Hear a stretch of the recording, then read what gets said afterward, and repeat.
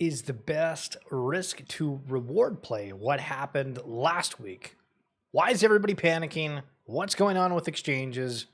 Wow, the markets have had a hell of a downturn the last couple of weeks. Welcome to another edition of XFeed. If this is your first time tuning on in, what's up? My name is The Schiller, and we talk about NFTs, crypto, Web3, that fun word that a very small, minute group of the population understand what it means. We're going to go over loneliness, at least apparently in the US, or maybe it's globally. I forget what the post exactly says, but we're going to relate it to things that are going on within the crypto space and talk a little bit about AI agents and everything else under the sun. But let's do a quick little reminder about what happened last week. Brian Armstrong was there for the crypto summit, the roundtable. They kind of changed the verbiage of it, if you notice, leading up to the event itself. But here was this live video that he took just around that event.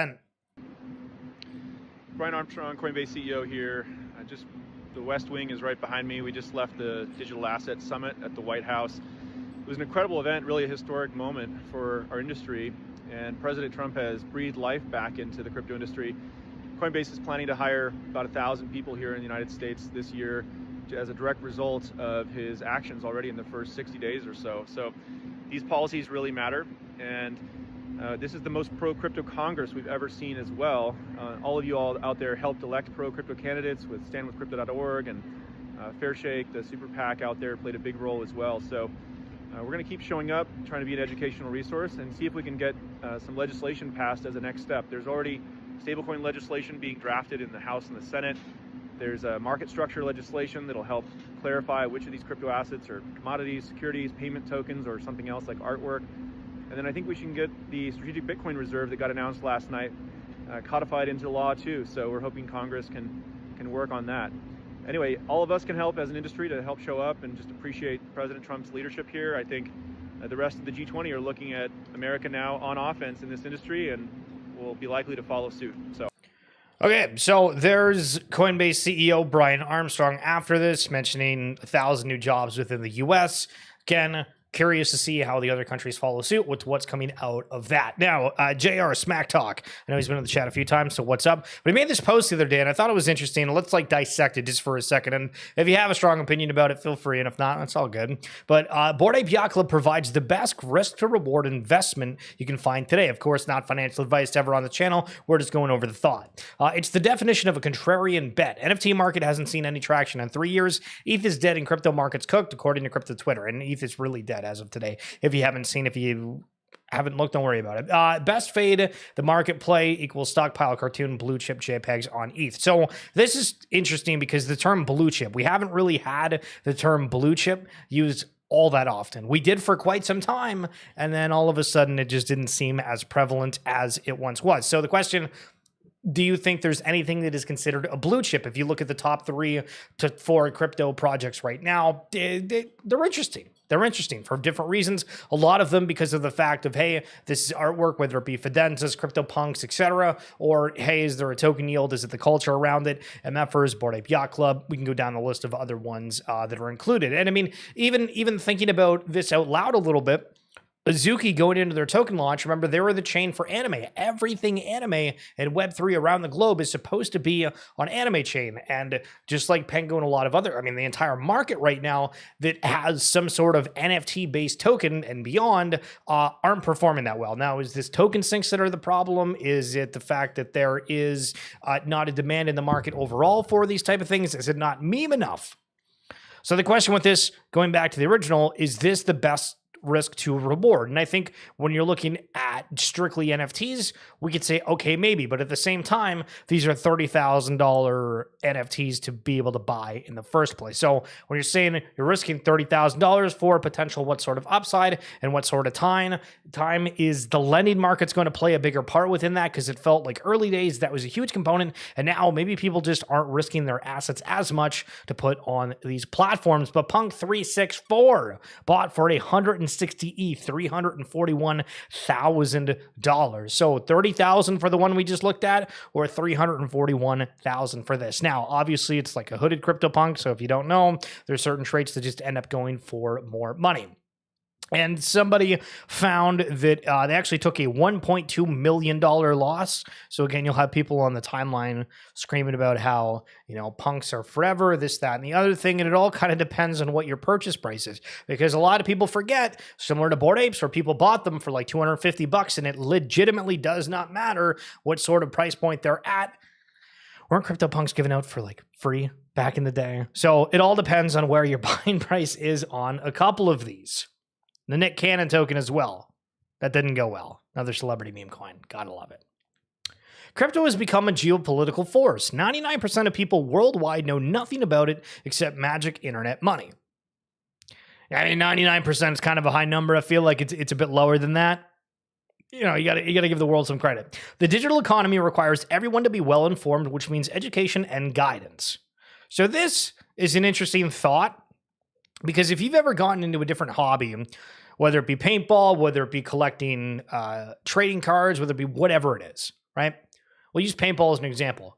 You have to realize, okay, so there's two different forms of the paintball. There's like the wood ball, and then there's speedball, and then you can buy different paintball guns themselves that do different things. There's different paint involved. You have to go to these different fields, and it's not an insane amount, but you kind of have to learn a little bit before you just jump into thing. Facial guards, safety, rules for whatever variation of that, and then trading cards. It's the same thing. All right, well, if I'm going into this trading card game, I need to learn about the different cards. I need to know where to go to buy for these shops. I need to figure out where to go and play against other players.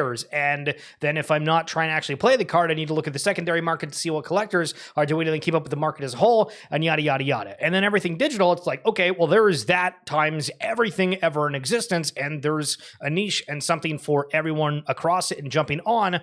Okay, again, you still have those original steps of, okay, you need to get into a computer, you need to realize what sites to go on, how to interact with these different chains, what's the possibility out there, how to on and off ramp money if you need to. It's just a lot. Sharing knowledge and not hoarding it. It is essential for everyone to understand and transform our world into a safer, fairer, healthier place. Blockchain is the evolution of the internet. And something that it's felt like has been the mantra over the past year and a little bit is rechanging blockchain to just saying like the evolution of the internet, or just referencing the internet as a whole. So I saw this, and we've highlighted it before, but nice little graphic here. So the legacy verse, preserving the past, powering the future. So what is legacy verse? Not to be confused with Schiller verse or anything else that's out there that also has verse at the end of it. A digital metaverse designed to preserve, enhance, and extend the legacy of existing IPs, brands, and content into Web3. Bringing well-known IPs and digital worlds into the blockchain space, creating a bridge between traditional entertainment and Web3, and ensuring content ownership and interoperability across metaverse platforms. I'm still curious if we keep this metaverse terminology moving forward, or if it gets dropped. Like, can you make metaverse sound cool once again? So this is from like the Root Network and TRN Labs. I don't know if these guys are the ones launching it or exactly how that's coming to fruition, because they had a post before it was in like an X article. So waiting to see how that transpire. So now we have this post the other day that was talking about these meme coins and saying, I completely agree, collab posts are my favorite in the entire space. And, this was about meme coins, but I'm just trying to think for traditional collaborations within the crypto space is, almost everything is like selling something versus like just being cool. Right? Like everything is us kind of being a consumer. This collection partners with that collection. Okay, there's a sale of some sort. And I think that's cool for a point. And arguably we do the exact same thing. If you go to like hockey games and they have, the AHL as an example, the Springfield Firebirds. We highlighted a night where they did an entire Simpsons collab for the jerseys. They're out there trying to sell different things, but they're having like an entertaining product a part of it. It feels like within Web3, it always feels like the entertainment is like sort of there, but it's always about buying something. So when is that going to end up changing? All right, Secretary of Commerce. Let's see what they got to say about some of the upcoming stuff. I guess the easiest way to get a clear view of where Bitcoin is going over the next 5 years is take a look at the last 5. The last 5, Bitcoin has been an outsider in the finance business, becoming closer and closer and closer.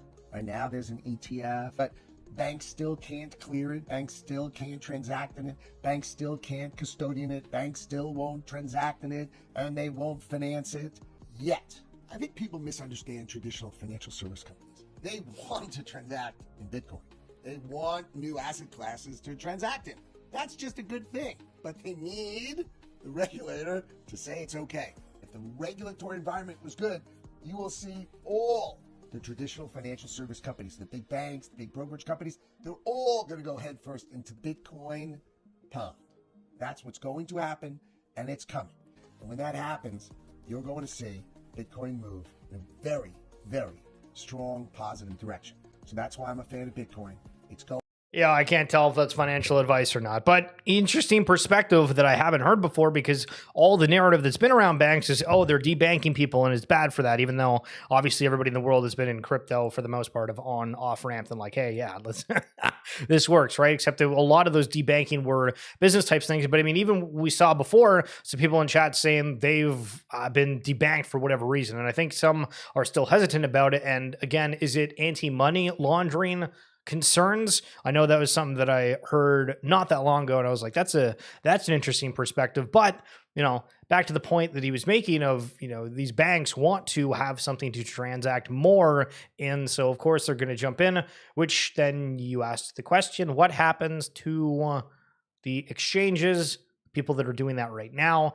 Is it the partnerships and collabs that we've seen across the space on much, much bigger scales? Are there companies or teams that are able to vie on their own and take a % of the market share away from some of these giants when they come in the space?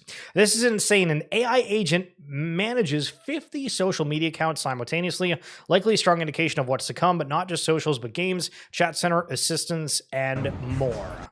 So this clip is insane to begin with, but also begs the question of how long does this take to really start actually taking over? In theory, okay, we can say this is, 50 accounts. There we go. All of them are using X. It's a cool concept, but if you've ever looked at the comments for anybody that's got a decent following, a lot of the times it's just a whole bunch of bots responding, and even more prevalent now are AI agents of various sorts, and it's starting to have a little bit of backlash from people that are notable on the platform saying, hey, this is kind of a little bit over the top. So My Pet Hooligan, they have a solo championship, and I thought that I would just play this super quick to show you kind of what the game looks like in of itself, because I feel like we've watched some of the videos of Hooli, but we haven't actually watched some of the various gameplays. So this looks like an esport tournament. Obviously, we had the parallel TCG tournament not that long ago. And it felt like at the beginning of the year, maybe towards the end, the entire XFeed stream was talking about massive esport opportunities, cash prizes, and teams going big. And I feel like it's been kind of quiet, even though some of the teams have gone out and done these things. And I don't know if it's because there's not really big names playing it, if everybody's segregated or what, but it's kind of interesting. Jeans, you're not going to lie, it's been hard watching my Pengu bag go from $100,000 to $13,000. So the Pudgy Penguin airdrop happened a while ago, which we did cover on the stream. And at the time of that airdrop, the airdrop was worth $100,000. And because of the way the market's gone, if you held that the entire time, it's now worth 13. Now, that's not to say that it could go back up, but the timeline has been absolutely filled with people talking about this. People just don't have conviction to hold anymore, at least says Jinzo. Not blaming Pudgy Team at all. They're awesome and I love what they're doing. Just shows no one values quality anymore, only flips. So it goes back to the question at the beginning of this, right, where we highlighted JR that was saying, yo, BAYC is the best risk to reward. Obviously, Jinzo's like, yo, I think Penguin's great and I think that it's quality, and everybody else thinks that it's not quality. Where if I put both of them in the same room, even though I know Jinzo has a Bored Ape, they could hash out whatever that is. But the point that I'm trying to make here is everybody's going to have their own perspective. And the only comment that I've been like, hey, I'm pretty like hard fast to this is when things are 500 to a billion market cap. I mean, listen, there's only so much higher it can go unless the market's absolutely ripping. We saw this with vapes. We saw this with everything kind of across the board, Pudgy, anime, etc. They were all kind of close to a bill, and now they've come down a lot. And so that was one of my biggest lessons of learnings, and not saying other coins aren't down bad in the same sense, but I think that there is definitely different like risk reward opportunities when looking at an overall market cap of something. And to go back to November 30th of 2021, punks were at 363,000, Bored Apes at 213,000, Cyberkong Genesises, they were printing $1,000 a day, 367,000, punks comic from Pixel Vault, 35K, Cool Cats were $34,000. You can get them for like $1,000 right now. And Gutter Cat Gang were at 16,000. Now, I think a lot of these have some massive components to it. So like Bored Ape Yacht Club, again, biggest treasury in like all of Web3. CyberKong's earliest players within the space. The reason this went to the heights that it was because the token valuation, on top of the fact there was only 1,000 of the NFTs. So comparatively to all the other collections that are 10x that size, it kind of made sense. Punk's comic, again, a lower supply for what it was, and there was so many drops around Pixel Vault that were coming out. Cool Cats, they had the Milk token. There was a lot of hype around it. Gutter Cat Gang, same thing with coming out of a token. And again, Gutter Cat was shortly after Bored Apes, and it was the collection out of 3,000, so it got some bids. And then Pudgy Penguins at 4,845. So to go back way when, I mean, when we're talking about the risk reward, same concept, right? I know we keep going back to that initial post, but Pudgy Penguins way back when were 4,000, and then they went up to like 30 ETH plus the airdrop. Obviously, things have come down a little bit, but crazy because it's all about a time constraint. At one time, something's the best risk to reward. At a different time, something else is. Now, when we talk about content creators, I think for anybody that's watched the stream for a while, we've kind of done the same thing, right? Where all right, we'll jump into a game here or there occasionally, and I mean like super occasionally. We'll talk about general news headlines, things that I'm passionate about. Obviously, within the Futureverse community, we've covered a lot of different things. But when you look at people within the space, I've noticed that there's a lot of kind of jumping around to whatever's hot to try to, gain that following, join a crowd. And there's not a lot of people that are like sticky to whatever they're into at one point. So I saw this post and I was like, I don't necessarily disagree. Funny how some creators change their entire brand based on trends. First, the green backgrounds for abstract. Then the red triangle in their profile for the Avalanche ecosystem. Now the prices drop, they trash the network. I also see some moving to Ronin. Seems like Solana's trenches left many without a home. So I think this is just like a thing in general within Web3. And do we argue that, it's like the creator, they can't stand still on one thing, the way that I just phrased that? Or is it, well, it's Web3, there's so many things going on, something's hot and not, it's just attention, and you can see that in real time if you follow the timeline, and of course, anyone will try to jump around those different things. That's a question. 4-year-old me, dinosaurs is cool. Highlighting the Land Before Time. Great show back in the day. Me now, dinosaurs are so effing cool. And it's highlighting the Claynosaurs. It's funny to think, though, because Land Before Time, I felt like had a stranglehold on the whole dinosaur concept. And now in 2025, I don't think I can name any dinosaur movie, like besides Jurassic Park. So would you argue with me that there is still room for dinosaur IP to do well if it strikes the right chord with the right audience? And it looks like Claynosaurs is trying to do such. James Harden, back to the partnerships. Is this the only way that people are going to actually potentially like something to do with celebrities and crypto? I'm linking up with Coinbase at the game tomorrow night to show Clipper Nation some love. Pull up. So you probably don't have the same visceral reaction you do when some other celebrity says, I'm launching a coin, right? When Scottie Pippen says, yeah, guys, I'm auctioning off a meme coin, but it's going to be like Game 6 signed basketball, and we're going to fractionalize it. And that's going to be the meme token. And you're like, yeah, all right, Scotty. Yeah, all right. So I don't actually know what the hell Coinbase and James Harden did 3 hours ago. They don't even highlight anything. Okay, just another day at the office. Guy didn't even bring it up. That's crazy. So I guess you had to be there to see what it was. Harry, we got to talk to Pitch and figure out what the hell happened. When pack opening? Bruh. I don't actually think I have any card packs laying around that aren't unopened, but good to see you, good sir. Okay, so back to the TRN thing. We saw the Legacy Verse before, but another one called Novaverse is coming to Metaverse space, built for new original digital experiences, AI-driven virtual worlds, and the next-gen blockchain applications. So the question, when you're jumping in through these different applications, what's it going to look like? Do you prefer ones that are already established or something that's new? Land Before Time, Claynosaurs. See what I mean? It's like one's new, one's kind of older, but both of them have a specific audience. Everybody's on the timeline just complaining about prices right now. This is all I'm trying to highlight here. Everywhere you look. I don't know if people are farming yaps if they don't have anything else to say, but it's crazy. Have you ever seen this account, Punk Predictor? It's hilarious because I found it when somebody bought this CryptoPunk for 76 ETH, right? 160K. Imagine how many Pokemon cards Harry could open with 160K. So this shows, or commented, sorry, great buy. It sold for much bigger premiums in the past, highlighting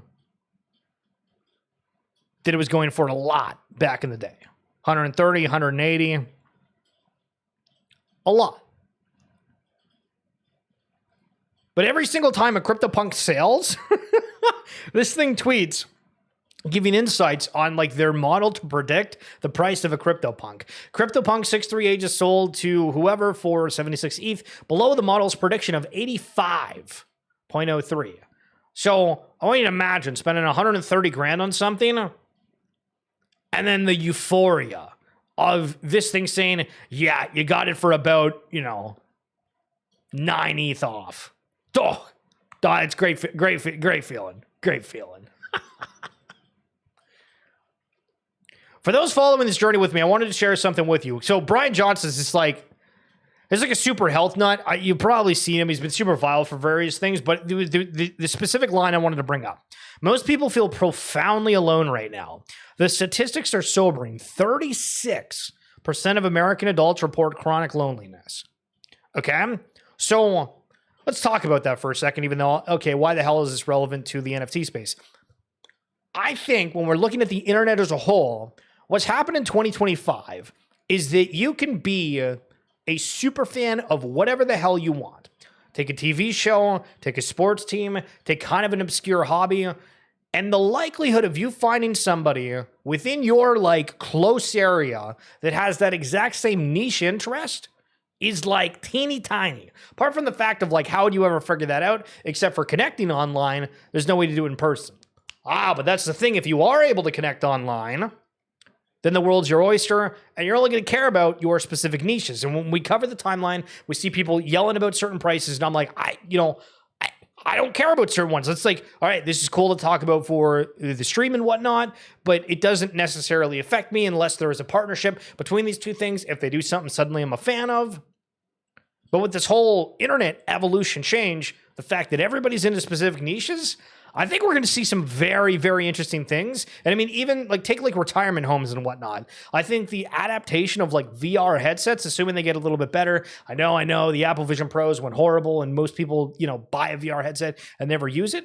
But think of like at an old folks home. Imagine if you were able to create some of these experiences or areas, right, in the different verses we've highlighted before. And you're able to like spend some time in there if you're not able to be like super functional, right? That sounds awesome. And I think that more and more, we're going to see just a bigger uptick of AI, blockchain integration within games, these AI agents to talk about certain niches that people like. I think it's going to be interesting. And we are live over on Abstract as well. So if you guys want to check that out, hell yeah. Okay. CZ from Binance. I think X should ban all bots. Well, 50 of them were apparently run by a single phone or whatever we just saw earlier. I only want to interact with humans here, not automated. If you're using Grok, GPT, ChatGPT, DeepSeek, etc., to generate a tweet and copy paste it here, fine, but API posting should be disabled.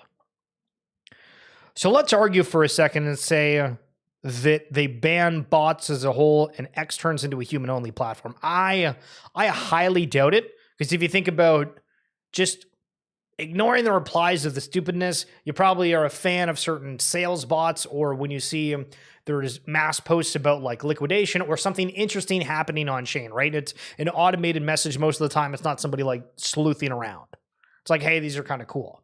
But let's say that this ban comes through of some sort. And again, this is just like a suggestion. I'm not implying that this is happening whatsoever. But is there another platform that then opens up and it's like, all right, well, if you want to interact with only humans, you go over to X. If you want to interact with AI agents and humans, you go over to this one. Or if you want to see only AI agents, you go to this other third platform. And then it just goes on and on and on. So how does this impact and have ramifications elsewhere? So LS, Big League of Legends streamer, says, watching streamed trading card tournaments is the worst feeling in the world, spectator-wise. Completely agree. I think we've seen everything within Web3, or everyone, I should say, trying to start a trading card game of some sort. Obviously, it's easy. I shouldn't say easy, but it's, you create the game, you have the cards. It's a little bit easier than designing an entire video game to a point, because card games usually just have a little bit less to them, depending on how crazy you want to go. Again, figure out a way to knock off Go Fish. You're swimming. But for a lot of these card games online, it's like, it's awful. It's genuinely awful to watch. And I was really into Magic at a point. I was really into Pokemon at a point. And I tried watching the tournaments. And in like the standard tournaments, which again, it's like every 3 months they trade out different cards. At the time that I was really, really into it, I kind of understood. It was like, okay, I really, really have to pay attention to what I'm watching right now to understand what's going on, moves, counter moves. But anytime that I stopped for a little bit, you just get completely lost. And so he goes on a huge rant about this, but it is something that trading card games have a huge issue with spectator. The ability to spectate. So if anybody's got a good idea of how to fix spectating in trading card games, I think you're going to do well. This seems like a relevant chart considering the recent volatility and the mentions of various strategic Bitcoin reserves. Through from Matty B. Credit to Crypto Quant. And so this chart has the exchange reserve of Bitcoins falling off an absolute cliff, meaning that they're coming out of the exchange, where the price of Bitcoin has been going up, and then it's down a little bit. But you can see in this chart, crashing, brother. So that's interesting. What happens with these bigger strategic reserves? Elsewhere, what do the exchanges know? Who are they selling to? Are they secretly bullish? Well, you're all bearish? That is a question. Most people in crypto Twitter have been in crypto at least 21, 22, 23, 24. I'm not a trader, I'm not a visionary, but as an observer of those times and these times, I'm surprised everyone is falling back into capitulation so easily. The timeline is so negative. Like I'm sitting here, just having, not having too bad of a day. And you go online and it's like the world's over. And obviously there's a lot of like negative things happening, but it is wild. Like it is not the same atmosphere at all to go on. And you can feel it. It's weird.